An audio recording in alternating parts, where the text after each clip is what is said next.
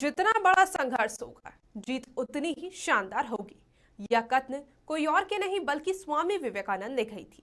आज भारत के महापुरुष स्वामी विवेकानंद की 160वीं जयंती के मौके पर पूरे भारत में राष्ट्रीय युवा दिवस के रूप में उनकी जयंती मनाई जा रही है।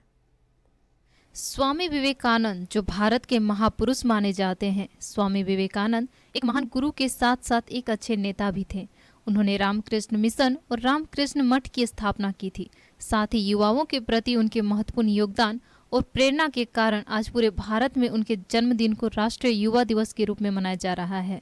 स्वामी विवेकानंद महापुरुष के साथ साथ सिद्धांत पुरुष भी थे, जिनके सिद्धांतों को पूरा देश पालन करता है।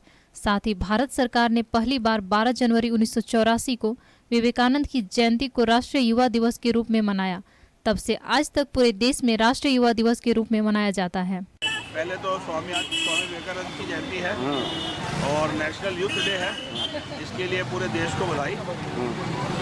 अगर आप बोले जाए तो जो हमारा पुराने संस्कार के चीज थे वो चूँकि दोबारा उजागर हो रहे हैं, तो इस मूल्यांकन का सबसे बड़ा चीज़ ये होगा कि जो चीज़ संस्कृति के बारे में हम लोग भूल गए हैं या जो आदर्श उनके हैं, जिस कारण से वो इतने महान बने, अगर हम उनके ऊपर चल सके, कुछ भी उनका अनुपालन कर सके, सच्ची श्रद्धांजलि हमारी वो होगी, ना कि ये आज के दिन भूल चढ़ाना। इस महापुरुष का जन्म 12 जनवरी 1963 में कोलकाता के एक क्षत्रिय परिवार में विश्वनाथ दत्त के यहाँ हुआ था।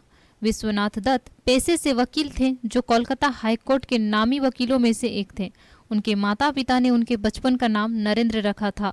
वह बचपन से ही मेधावी था। उन्होंने 1889 में मैट्रिक जनरल असेंबली कॉलेज से इतिहास, दर्शन, साहित्य आदि विषयों का अध्ययन किया और बीए में प्रथम श्रेणी में उत्तीर्ण हुए। उनका झुकाव धर्म की ओर भी था, जिस पर जिज्ञासा जताते हुए ब्रह्म समाज से जुड़े और रामकृष्ण परमहंस को अपना आराध्य, अपना गुरु मान लिया।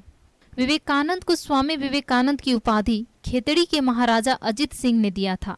राजा के लाख आग्रह के बाद उन्होंने ये उपाधि धारण की थी। नरेंद्र से विवेकानंद तक का जो कठिन सफर रहा, वह आज के सभी युवाओं के लिए केवल सफर नहीं बल्कि एक प्रेरणा है, मार्गदर्शन है। उनके दिखाए गए मार्ग हमें स्वावलंबी के साथ साथ आत्मनिर्भर बनने को विवश करता है। उनके द्वारा कहा गया कथन हमारे जहन में आज भी जीवित है। कोयलांचल लाइव के लिए धनबाद से दीपक कुमार की रिपोर्ट।